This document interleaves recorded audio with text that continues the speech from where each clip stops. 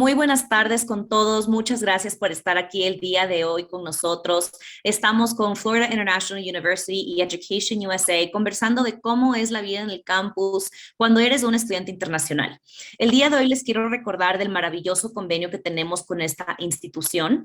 El convenio que tenemos para beneficiarios con el futuro y con Florida International University consiste en dos diferentes convenios. Tenemos uno para doctorado, que es una beca del 100% en el valor de la matrícula, más los costos del seguro médico. Y para beneficiarios en programas de maestría, tenemos una oportunidad maravillosa, la cual consiste de FIU cubriendo lo que es el out of state tuition. Entonces, la verdad es un descuento bastante generoso para estudiantes internacionales. Les recuerdo que para poder aprovechar estos convenios, tienen que ser seleccionados del programa de crédito beca. El programa crédito beca Ecolfuturo consiste en una financiación de hasta $50,000 para programas de maestrías en el exterior, presenciales y de tiempo completo. Si quieren más información sobre este programa, pueden entrar a colfuturo.org, hacer clic en programas, luego en programa crédito beca y ahí está toda la información. Pero desde ahora les digo que el 10 de enero vuelve a abrir esta convocatoria, se cierra el 28 de febrero y los resultados estarán el 11 de mayo. Entonces, les animo a que vayan a investigar sobre ello. El día de hoy estamos con Nanette, con Claudia y con un estudiante colombiano de la Universidad Florida International University, José. Entonces, without further ado, Nanette, thank you so much for being here today. We are really excited to hear about life on campus as an international student and for you to tell us a little bit about FIU. So thank you for hosting us today. And I'm more than happy to share some information about the university and what you can expect to find when you join us, because I'm thinking positively, you're going to be joining us soon. So what I'd like to start off with first is how you can live that life on campus and essentially find out about the different resources that we have to offer. But really, the planning begins well before you set foot on campus. So what you want to do is you want to take advantage of as many resources similar to the resources that you're being shown today through Education USA and Colfuturo. And so you want to inquire with people you know, ask the departments, reach out to professors and inquire about what the graduate experience is like, and also use your experiences now to inform the experiences that you're going to have in the future. You want to make sure to narrow down the types of programs that you want to follow, what it is you're going to be pursuing in the future, and that's going to be hopefully mirroring the things that you value and the interests that you have. So why should you consider getting involved on campus? Well, for one, it's going to increase your network with other students and other faculty. These are experiences that you're going to learn from and will help inform your future in the industry that you are applying for, right? So it's definitely going to assist you in your performance in the classroom as well. Oftentimes you need that balance, right? And not all of the experiences that you will share in the academic setting are going to mirror the experiences that you'll have outside of the classroom. And we feel that it's important for you to take advantage of both, really. And of course, you want to do this because you're going to have fun, right? And it's going to feed that motivation and momentum for you to complete your degree in the long term. So one of the resources that's available on campus is called Panther Connect. And this particular resource is where students can find out what organizations already exist at the university. There are more than 300 organizations that are currently active in the university. And of those, at least 50 of them are specifically devoted to graduate students. But we also like to let you know that if you do not find an organization that meets your needs or fits your interests, you can actually create your own organization. If you find like-minded individuals on campus that want to create an organization, then it is something that is possible and readily available to you as well. This particular website called Panther Connect allows you to search and look through the institutions that are active for which ones mirror your interests. There are also opportunities for you to become involved with more the university's administration, and that's through access to the student advisory panel. That particular group has the ear of the graduate school, its dean, and its administration. And it's important for you because if you want to serve as the voice of your students or bring your interests to the administration, they are more than willing to hear your feedback. What is working, what is not working, what can be improved. They are always looking for graduate student input as it relates to how their experiences as a whole can be improved. And so this particular entity was created several years ago for that purpose, to allow graduate students to become very active in voicing their concerns and having those concerns not only listened to, but also implemented in future practices and policies. There's also a graduate and professional student committee, and the work that this committee does is really important because it serves to acknowledge that graduate students are doing important research and help them get that research out to the local community, but as also the state and national community, and in this case, the international community. And how do they do that? They actually have funds devoted for graduate students to attend conferences and make professional presentations, and they will pay for the costs for travel, as well as registration fees for these events. So oftentimes graduate students need to gain experience and develop their skills when it comes to presentations in their fields, right? With national organizations, in competitions. And so because you're going to be representing the university, this particular committee helps facilitate that process and helps facilitate your expenses while you're doing this for the university. FIU acknowledges the important work that graduate students do.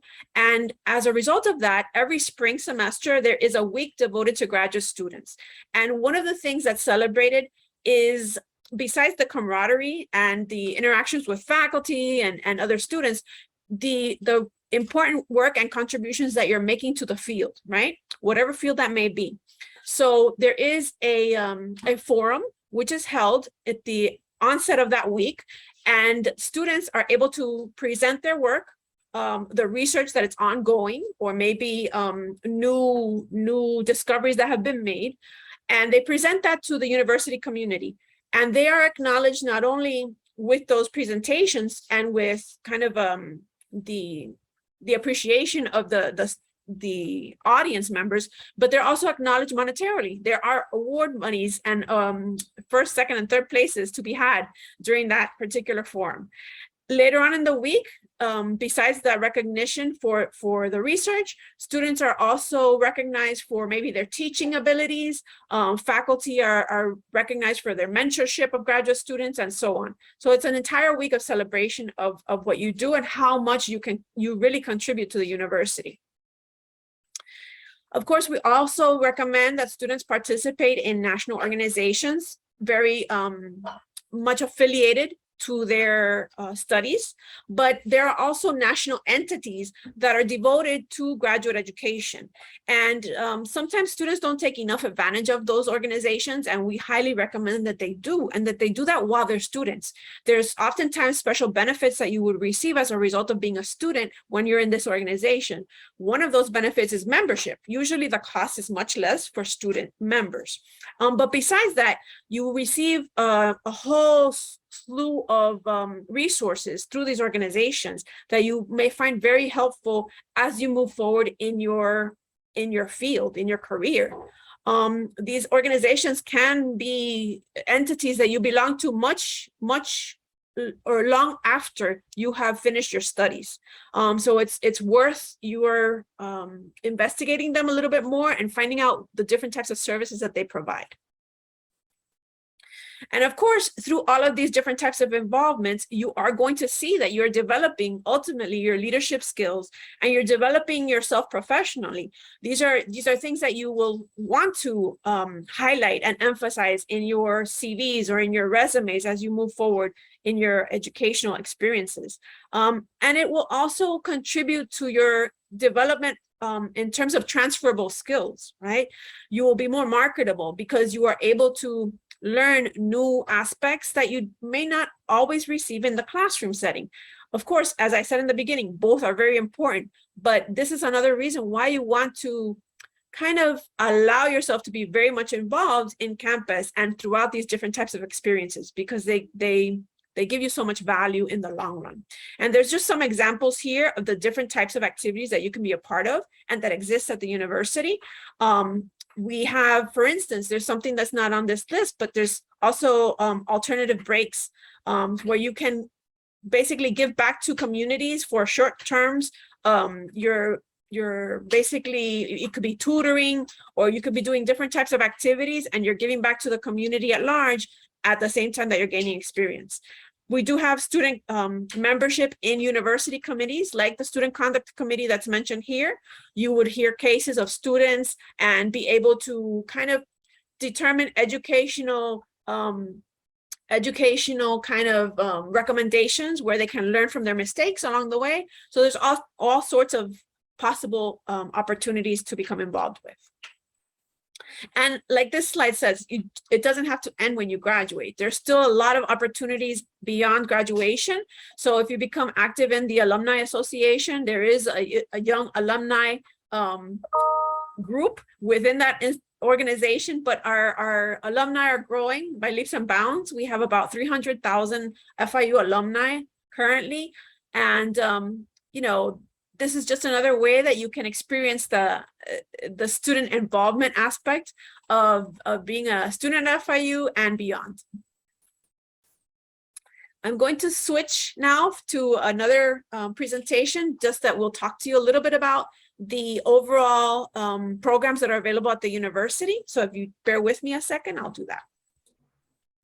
Thank you so much, Lynette. In the meantime, I forgot to mention, if anyone has any questions, start sending them in. We won't answer them on real time. We'll wait until the end of the presentation and we'll have a Q&A session. So if you have any questions about admissions, about Quel Futuro, about the agreement, about FIU in general, life in Miami, feel free to start putting them in the chat. And then when the presentation is over, we'll have a Q&A. Okay, thank you. So we're going to discover a little bit more about the history of FIU and its programs. So FIU is a research university. It's a public institution in the state of Florida. We're located in Miami, and we have about 57,000 students currently. The number of graduate students of that number is about 10,000. So you can expect to come in and be a part of a very robust community of graduate students. We offer doctoral, master's, and specialist degrees at the graduate level, and we also offer graduate certificates. And we do have 142 countries and counting that are represented at the university. The image that you're seeing here is of our atrium, which is located in the Graham Center. That is the student building on campus. And it is flanked by the flags of all of the countries that are represented at the university. And if you do not find your particular flag, you can have a flag raising ceremony where they actually install your flag in the atrium as an additional member proudly of all of our student body. But I'm pretty sure that Colombia's flag is there already. A little bit more history about FIU. We did open our institution in 1972. And actually recently on Monday that just passed, we celebrated our 50th anniversary of the first classes that took place at the university. Our school began with the largest incoming class in US history, which was 5,667 students at the time.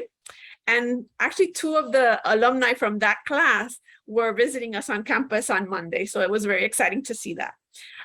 It is built though on an abandoned airfield. And so we have, for historical purposes, we still have the control tower from that airfield on campus. It currently houses our Veterans Affairs office. So if you're on campus at any time or visiting, look for that tower and you'll know that that's an important piece of our history. And we do have another major campus, which is our Biscayne Bay campus. It's located, I want to say, about 30 minutes north of the main campus. And the main campus, by the way, is about 15 minutes west of the Miami International Airport. So I like to give landmarks. I'm a kind of visual person. So if it helps, and if you've been to Miami before, you'll have a sense of where we are. Now, in terms of rankings, more and more of our programs are highly ranked in US News and World Reports and other important indicators and metrics of our standing. One of the programs that is particularly noteworthy is our International Business Program, which is currently ranked #2 in the country. And we have other programs that are similarly very highly ranked. So this is just a small sample, but we do like to emphasize that we are a high intensity or high research institution, and there's only a small number of institutions in the country that can say this. That means that the monies that are coming into the university and the work that is being done by its students and faculty is incredibly important because it is contributing to advances in many different fields and making, important strides towards improving the quality of life of individuals across the world, really. So just so you have a sense of the scope of our campuses and centers, our main campus is called Modesto Medic. Is just a little north of us is Biscayne Bay. It is literally sitting on beautiful Biscayne Bay. So you have the opportunity to look out and see dolphins as you are walking the campus. We do have a program in I-75, which is located a little further north, and it houses certain programs such as reading education, public administration, and those types of areas. We have a program in Brickell, which is our downtown Miami campus. That is primarily for our business programs, programs like finance. Public administration is also has a presence there. And that is our kind of financial hub of the city. So it makes sense that our business programs will have many areas represented. We have our campus on Miami Beach, which is where our College of Arts and Architecture has some of its gallery spaces for its students.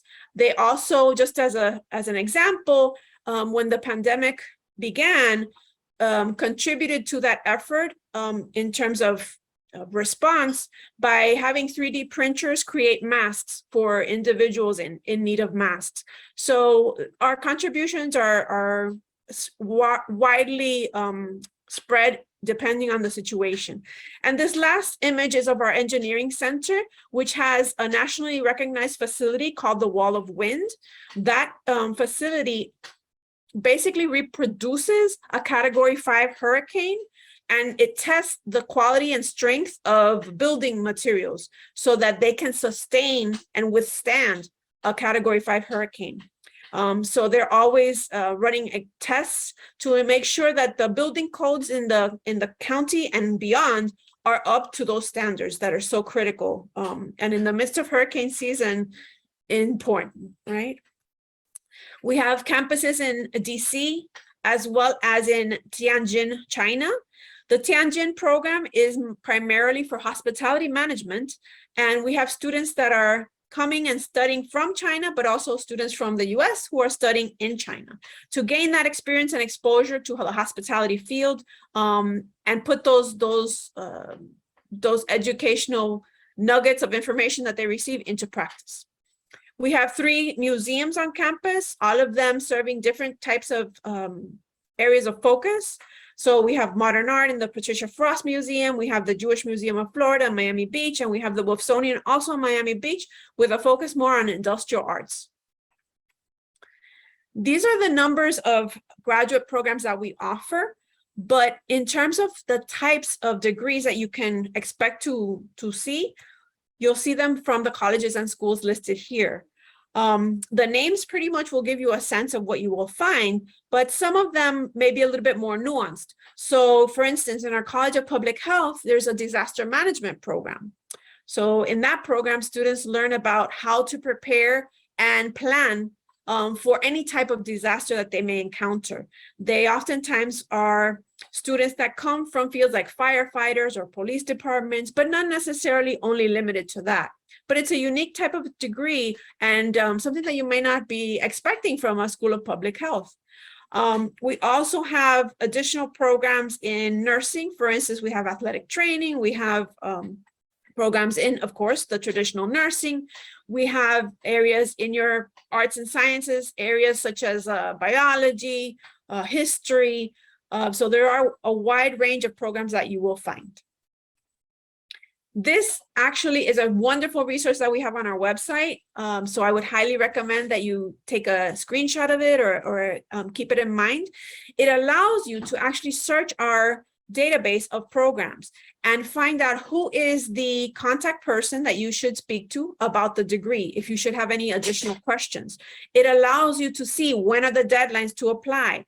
What are the requirements for that application? Do you need letters of recommendation? Do you need a personal statement? What exactly is involved in that application itself? So it's a highly recommended site and is proved very useful for students who are doing the initial research on programs at the university.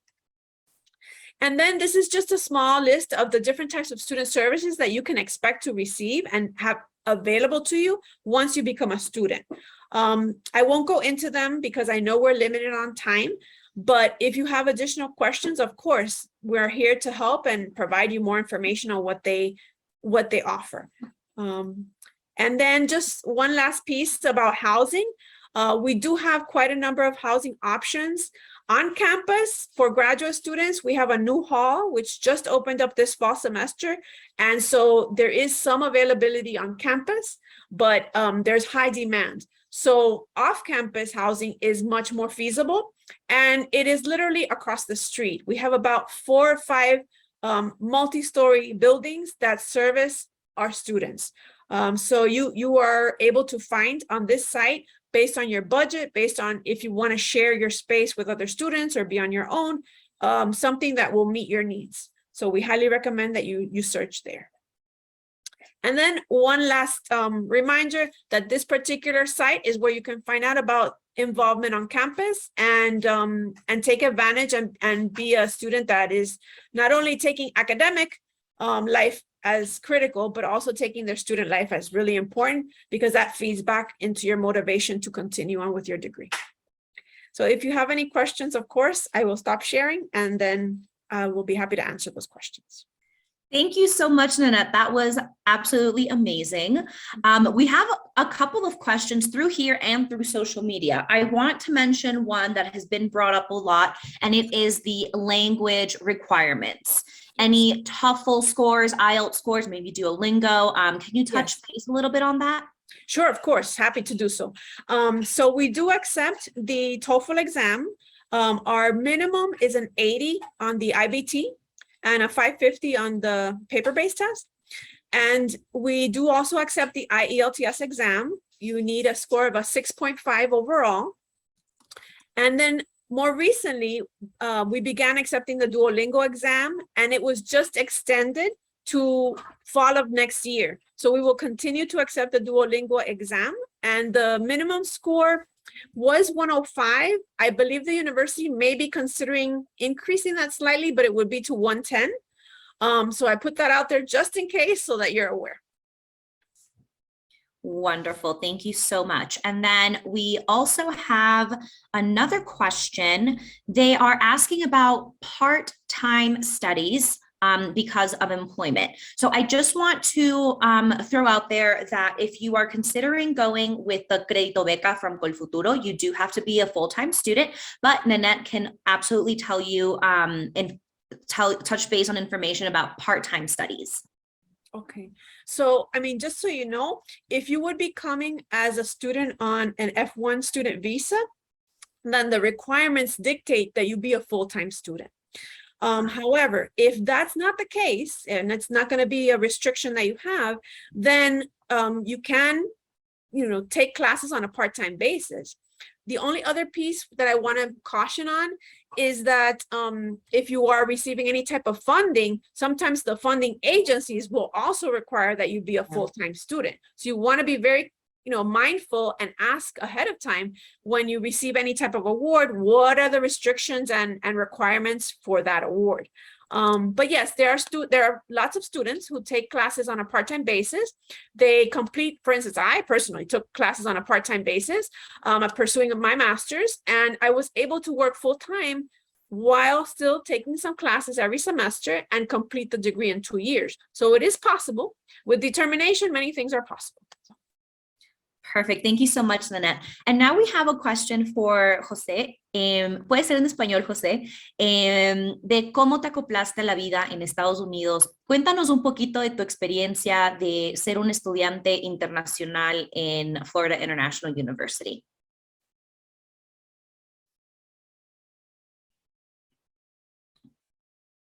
Creo que está tu micrófono apagado.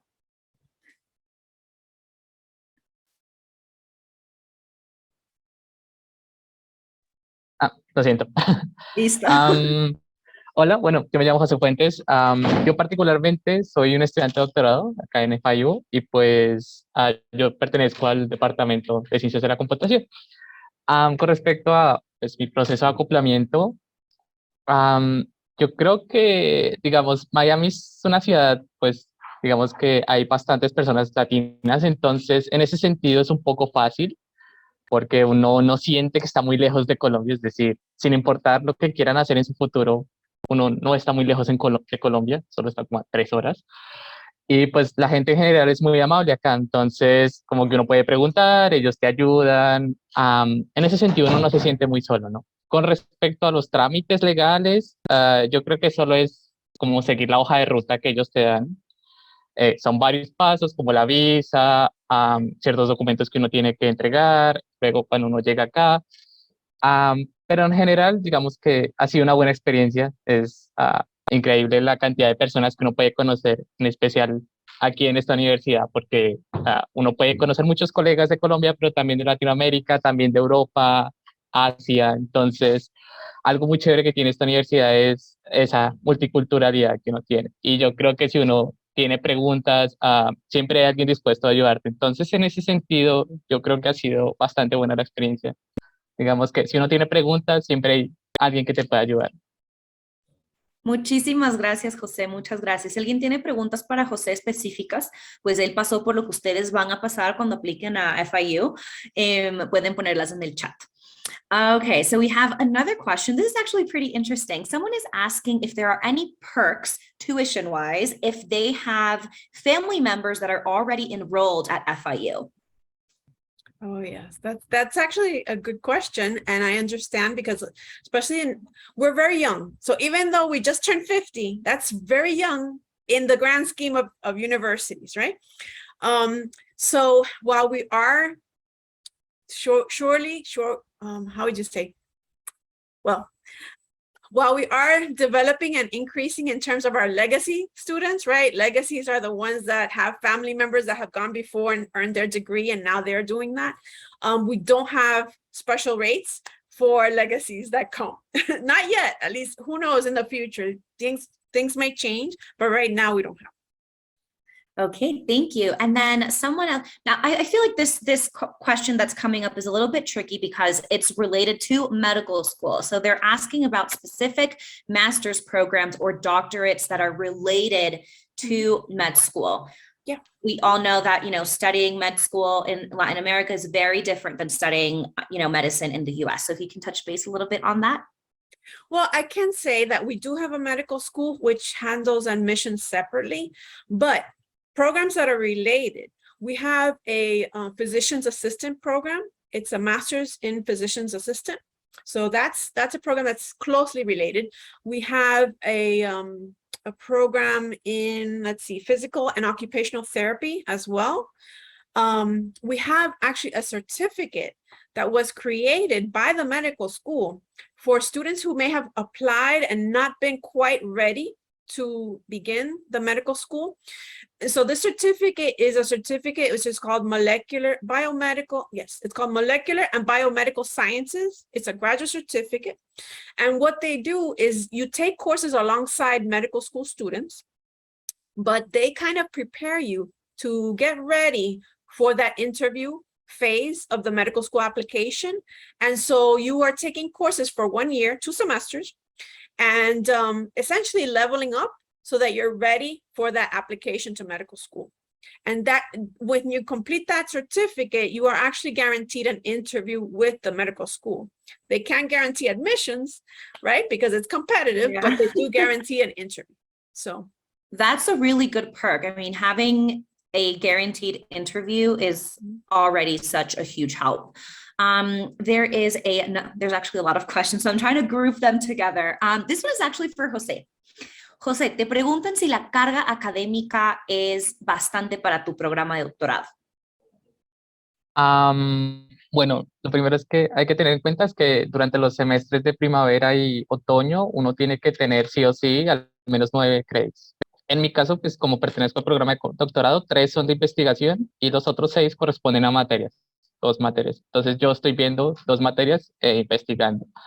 Con respecto a la carga académica, no creo que sea muy alta, es decir, uno tiene que trabajar, sí, pero yo creo que si uno es suficientemente organizado, uno puede pues, mantener una vida social, responder con las materias y responder con el trabajo. Sí, digamos que esa cuestión es de organización, pero para hacer la historia larga, corta, sí, digamos que sí se puede y no es demasiado complicado. Muchas gracias, José. Básicamente sí se puede. Cuando se quiere, se puede. Perfecto. Nanette, we have a question about the visa process. So they're asking, I know this is not set by FIU, it's actually set by the US government, but do you have any idea about how much money they need to prove that they have when they are proving their financial ability to be in the US and stay at FIU? Yeah, for sure. So it's going to vary, right? It's going to vary simply because there are students that are going to be living on campus and there are students that are off campus, right? So if you're going to be living off campus, it can be higher in terms of what you need to show. Also, for us, if you are going to be starting in the summer and taking classes for the whole year, then it's more than if you were to be starting in the fall or the spring. So just as an example, right now, if you were to start in fall or spring, the cost would be, and you're living off campus, the cost would be approximately $45,000 that you need to demonstrate that you have, okay? If you would be living on campus, that would be slightly less. So it would be about $39,800 that you would need to show that you have available.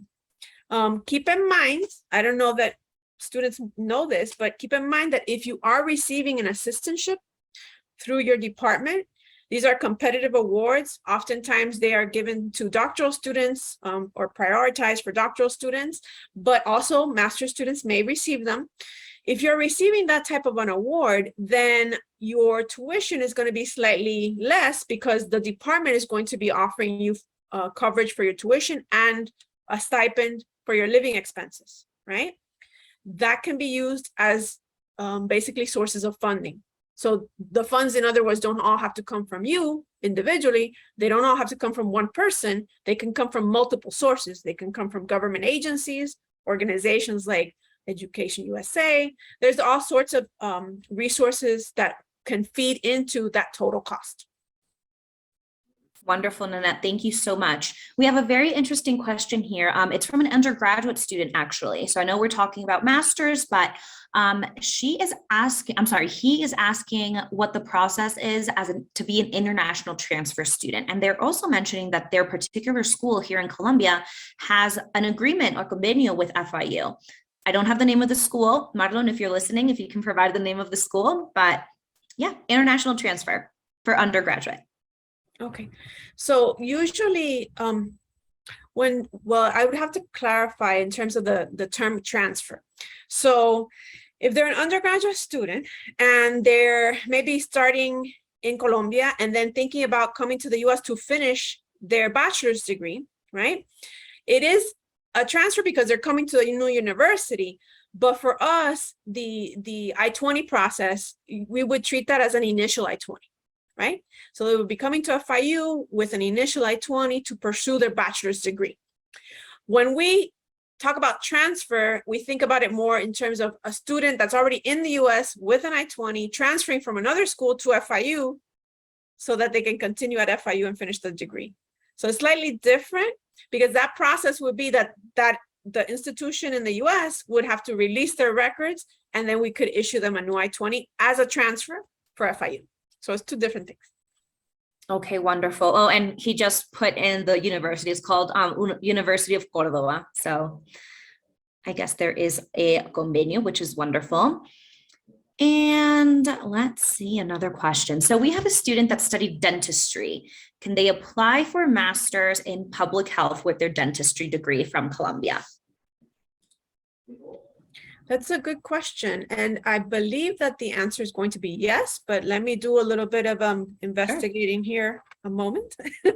I mean, that is something that actually, I mean, just so that you all know, you don't necessarily have to have a degree in the same area that you pursue your graduate studies. And students oftentimes can apply directly to a doctoral program with a bachelor's. So there are many doctoral programs that will admit students who have bachelor's degrees because they complete the coursework required for a master's along the way to obtaining that doctorate.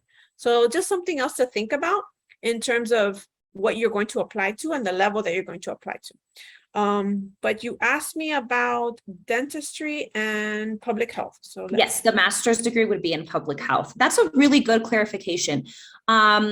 And yeah, this goes for everyone. You don't necessarily have to have a degree in something related to something that you want a master's or a PhD in.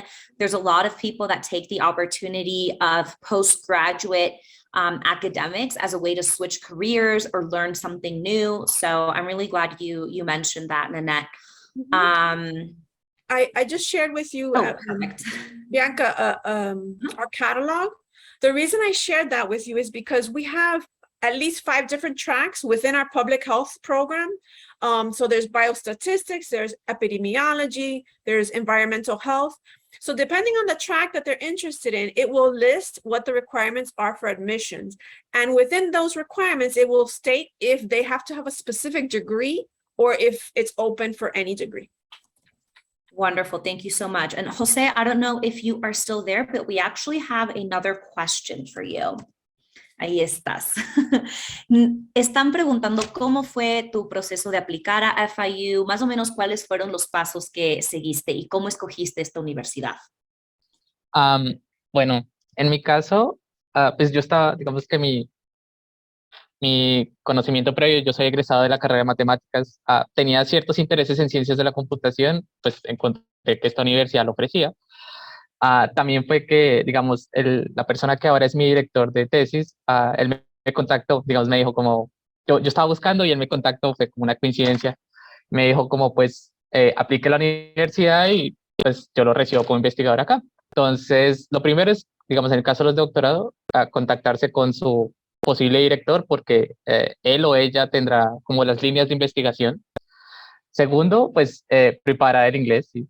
Sea cual sea la prueba que quieran presentar. Digamos, en mi caso, yo tuve que presentar la de Duolingo, la tuve que presentar 2 veces, pero bueno, historia aparte. Entonces, digamos que tener un nivel suficientemente bueno en inglés y tener como los registros de las notas de la maestría o del pregrado que hayan hecho, es como lo más importante, tener esos documentos listos, porque una vez uno empieza el proceso de admisión, que es básicamente uno requiere ciertas cartas de recomendación, requiere las notas y el nivel de inglés, digamos, a grosso modo es lo que uno necesita. Una vez uno envía eso a través del aplicativo que tiene la universidad, pues es esperar la decisión del comité que la estudia. Ya una vez, digamos que uno es admitido, entonces empieza como todo el proceso burocrático para obtener la visa, lo que es, ellos te envían la I-20, que es básicamente un documento que te dice, en efecto, esta persona está sido admitida y digamos que bajo responsabilidad de la universidad nosotros queremos que venga acá. Entonces uno empieza a sacar la visa, uno va a 2 entrevistas en la visa, uno en la primera entrega el pasaporte y en la segunda uno va propiamente a la entrevista, digamos, te pregunta como qué vas a hacer en Estados Unidos y uno explica toda la cuestión. Luego, pues, simplemente esperar y ya lo que queda es recibir la visa, ¿no? Y venir, digamos. Eso sería como a grosso modo las cosas más importantes que uno no tendría que tener en cuenta. Excelente, José. Muchísimas gracias. So we have another question about scholarships and financing. They're specifically asking about the percentage of people that actually get a scholarship, but I know that that's very specific to area. It's very specific to academic year. But Nana, if you can tell us a little bit about additional aid that there's out there for international students. So I did want to just follow up on something that Jose mentioned with regards to the the test preparation. We have an English Language Institute on campus.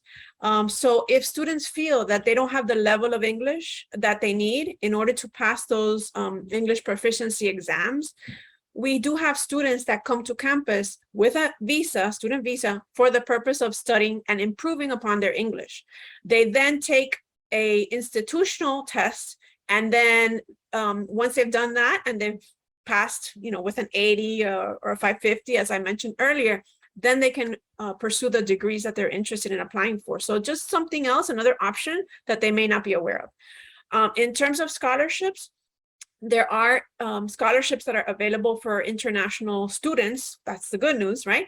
But the scholarships themselves will vary, and the deadlines and the criteria are going to vary. So it's really important that students not just check one time on a site that I'll mention. It's called FIU Academic Works, but that they check often, because there's new awards that are constantly being added to that site, and they may find something that really matches what they bring, right?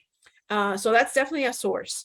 And then there's definitely some fellowships that are available as well, which my colleague Claudia maybe wants to speak to a little bit more about. So. Yeah, sure. So at the graduate school, we offer several different fellowships. They're mainly focused for PhD students. So if you're a student that is interested in pursuing a PhD, we do have an opportunity that you may qualify for, and that's our Presidential Fellowship. And this is a 4-year award that we have that includes a stipend. We also provide the tuition waiver and the health insurance.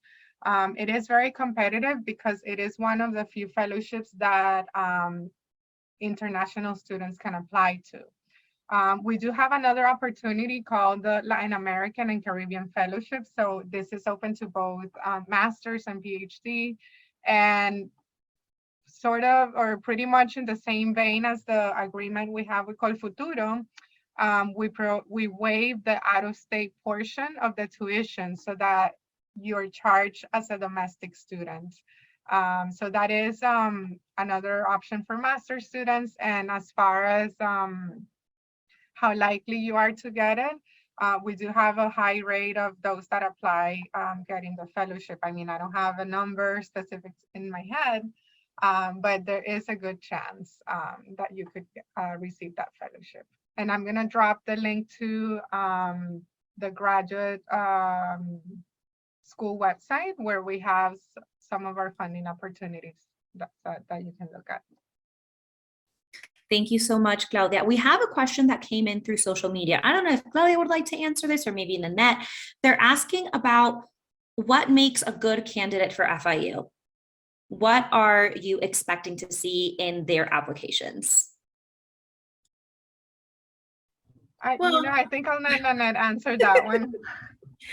Well, I think it does. I mean, it does vary by program, because each program is going to be looking for certain qualities, right? And background experiences and academic caliber. So that does vary. But I would say that what you should do as a student who's thinking about applying is give yourself the luxury of time, right? There are programs that only admit once a year. And so in your initial research, if that's the case, if they're only admitting once a year, you want to start working on aspects of the application early on. You want to start reaching out to your program contacts, the director, the coordinator, early on. Why? Because the more that they are familiar with you, because they've seen you through emails, they've heard your interests in terms of your research, they know that there's a match with a faculty member on staff, the more likely they will be considering you when it comes time for those scholarships, when it comes time for those fellowship opportunities, because they understand that you're a serious candidate, right? So they want to kind of have those interactions even before you've been admitted, right? So give yourself that advantage. Yes, and just to echo what Nanette was just saying, particularly if you're interested in a PhD program, it is extremely important that you get in touch with the graduate program director of the program that you're applying to. And one thing that will make you very competitive is certainly your research experience. I mean, the more research experience you have, if you have any publications, if you already know who you would like to work with as a mentor, they like to see that you've done your research and have looked up at the different faculty members, that you know about their research interests, that you contact them directly.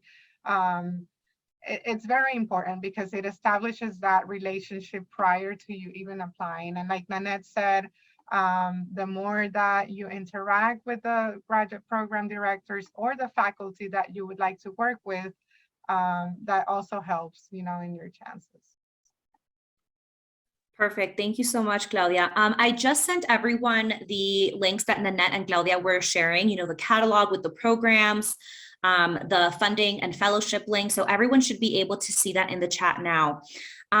We have another question for Jose, and actually maybe you can just put this in the chat, Jose. They're asking if you can please share your email address just in case they have any additional questions about your experience, or maybe you can hop on and tell them the email address, but if you can type it in the chat, that would be great too. Okay. Wonderful. And then we have another question. I don't know about this, but they're asking about scholarships for transfer students. So if, again, I go back to the transfer and what does that mean exactly? But if they're a transfer student in the sense that they are going to obtain their bachelor's degree in the first 4 years of university, and they're coming in applicant for those last 2 years, there is a scholarship for transfer students. And I don't think that they just, you know, that they disqualify you if you're international. It exists at the undergraduate level. At the undergrad level, they also have a presidential and an ambassador scholarship. International students are eligible, and it is for students to have their tuition paid. Essentially, if they're a presidential recipient, they receive 100% of their tuition. And if they're an ambassador recipient, they receive 75% of their tuition. That's for undergraduates. Great. Thank you, Nana. And they actually just clarified with another message. They said they will be transferring from another U.S. institution. So how would that process work? Okay.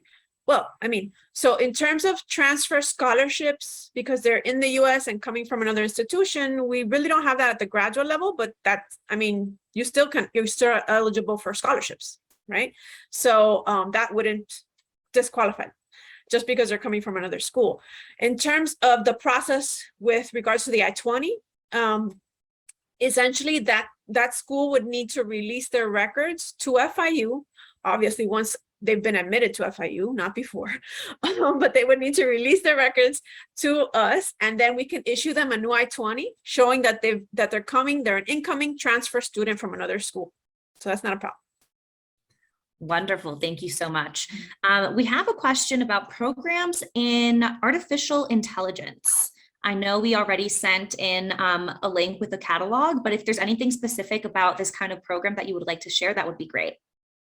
We actually do have a program, and I was looking for some information on it. Hold on one second, and I'll share that here with you so that you can pass that along.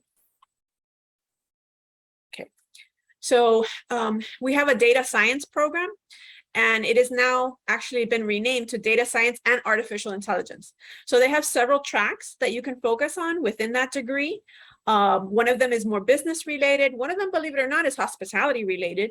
And another one is more like your traditional computer science track. So there are multiple options, yes. Wonderful. Thank you so much. And it looks like we have our last question. So Nanette, with FIU being such a global school and people all over the world, how does the school handle differences of opinion and freedom of speech on campus? Well, the university values freedom of speech very much and highly. That includes for faculty members as well. There's a great value in academic freedom. And so those are part of kind of our mission and our university culture. So I don't think students should be too concerned. Of course, Jose, you know, you're welcome to voice your experience as a student. But I think that, you know, we celebrate the difference of opinions. We have an office that's actually been created within the last year or two that's called the Office of Diversity and Equity. And so diversity, equity, and inclusion. They would, you know, they would not be happy if I left that out. So essentially that office is also meant to hear from any kind of issues that arise, both from faculty, staff, or students, and kind of help make our environment even more inclusive. So, you know, that is something that we value highly. That's wonderful. Thank you so much, Nanette. And then a last question just came in, unless there are more. Yes, there are more. Okay, so there is one question. They're asking about the letters of recommendation and if it's necessary to follow the template that's on the FIU website. Yes, great question. So the answer is actually no. The template is there more for convenience. Sometimes, you know, departments will, the departments will generally accept it if it's received by using the template or if it's on the letterhead of a faculty member. Either way is fine.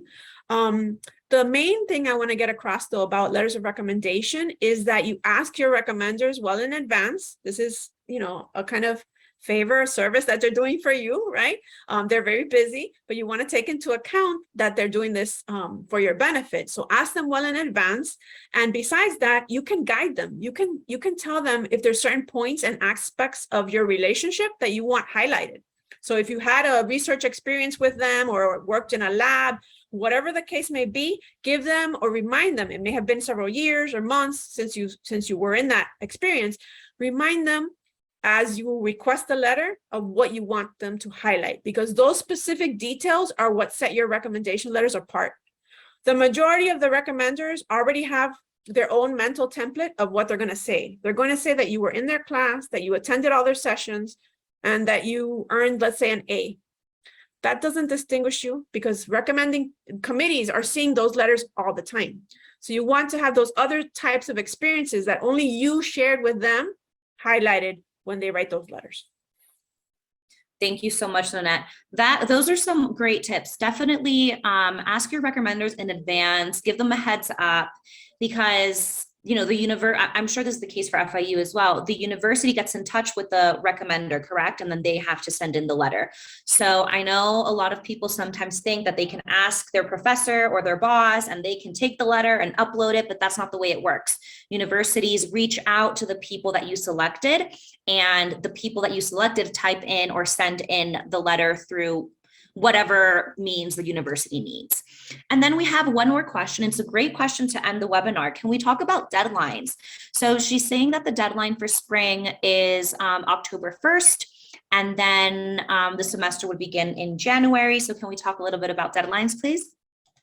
Sure. So besides, yes, you're well informed. The deadline is October 1st for our spring semester. However, this is the asterisk, right? There are some programs that may have earlier deadlines. So if that's the case, you need to apply and submit all your materials by the earlier date. So it's really important to do that research early on. Unfortunately, if materials come after the deadline, it's not that we will not review them. They will be reviewed. It's just that there's less guarantee that you would be considered for the semester that you really wanted to start. So that you're not behind the 8 ball, as we say, you want to make sure to meet those deadlines. Wonderful. Thank you so much. Well, it looks like we came to the end of our webinar. Thank you so much, Nanette, for answering all these questions, and Claudia as well. And Jose, thank you so much for sharing your experience. A todos los que están conectados, muchísimas gracias por estar aquí con nosotros el día de hoy. Les recomendamos que sí tenemos un convenio con Florida International University, entonces están seleccionados del crédito beca de Colfuturo o planean postularse y aplicar a FIU con este crédito beca. Recuerden que para programas de doctorado hay una financiación del 100%, y para programas de maestría hay una muy buena oportunidad de que la universidad pague todo lo que es el out of state tuition y ustedes estarían pagando como si fueran un estudiante doméstico. La diferencia es bastante grande, entonces la verdad que es un convenio muy, muy bueno. Les recuerdo que para postularse al programa de crédito beca en Colfuturo, la convocatoria vuelve a abrir el 10 de enero, se cierra el 28 de febrero y los resultados salen el 11 de mayo. Si quieren más información sobre el programa Crédito Beca, pueden escribir a yosoyfuturo@colfuturo.org o entrar a la página web de Colfuturo, hacer clic en programas Crédito Beca, y ahí está toda la información que necesitan. Otra vez más, muchísimas gracias, Nanette, José y Claudia. Espero verlos en el próximo webinar y que todos tengan una linda noche. Muchas gracias, Bianca, por invitarnos. Claro que Gracias. sí. Chao, muchísimas gracias. Que les vaya muy bien.